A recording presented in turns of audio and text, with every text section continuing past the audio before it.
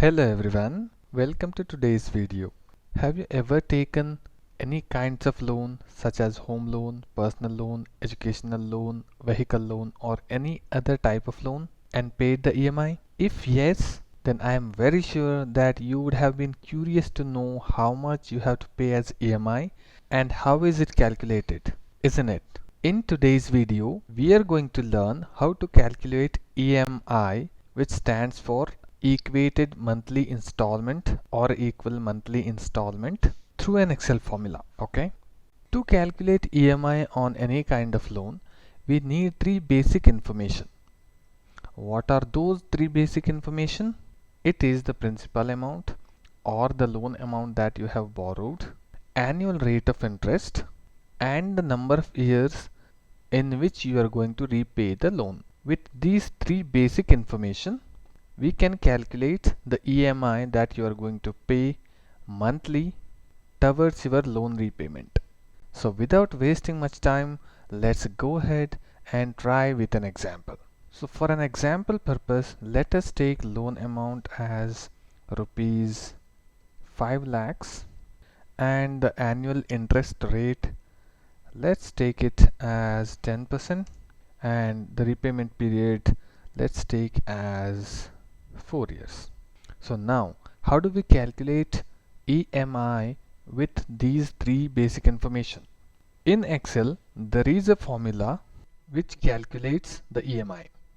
That formula is equal to PMT open bracket, then Excel prompts us to input the rate, right? What rate we are taking now?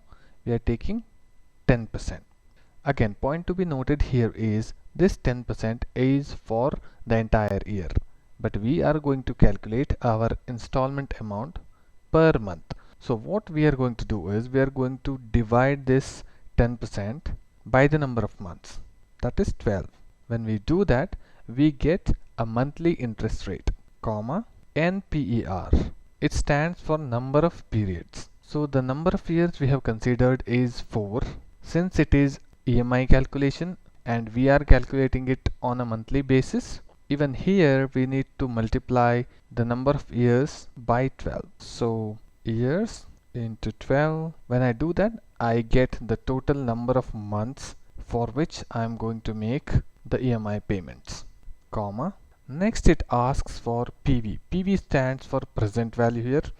Present value is nothing but the loan amount, the amount that I have taken as loan at this point of time. So the PV in this case will be 5 lakhs, comma. Again it asks for future value, that is FV.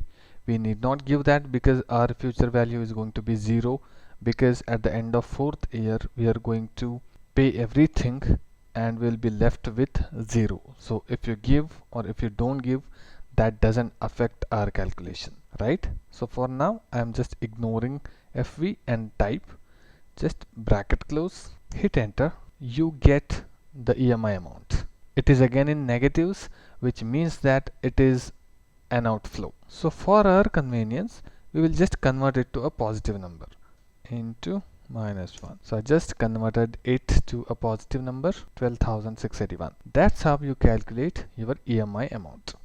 I have also created a separate and detailed sheet which basically includes 3 sections. The first part is EMI calculation. The second part is principal and interest amount bifurcation for a definite period. And the third part is month-on-month principal and interest breakup. This month-on-month bifurcation will run up till 30 years. And if your loan repayment period is more than 30 years, then you cannot calculate EMI in this sheet. Okay. We have already seen how to calculate the EMI, which is there in the first section. And in the second section, you are given an option to choose from month and 2-month numbers. What this will do, this will just calculate out of your total payment towards the loan, how much can be associated with principal and how much can be associated with interest.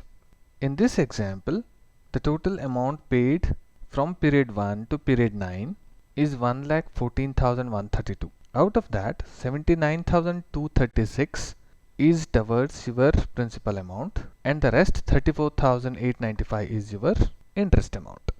In the next chart, you can see the percentage bifurcation as well.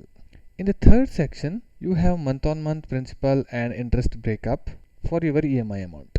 By now you would have observed that there is a column called additional repayment, which is useful in case you are making any additional repayment on and above your regular EMI payment. That obviously reduces your outstanding principal amount balance. And the benefit of that will be seen in reduction of total number of years of repayment if you continue to pay the same EMI amount.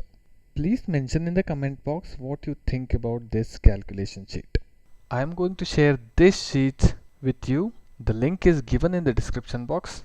If you want to make use of it, please go ahead and download the sheet. Hope you have enjoyed today's video. For more financial concepts, Excel tips and tricks, please do subscribe to my channel, like my videos, share my videos, and provide your input in the comment box. Until my next video, have a happy learning.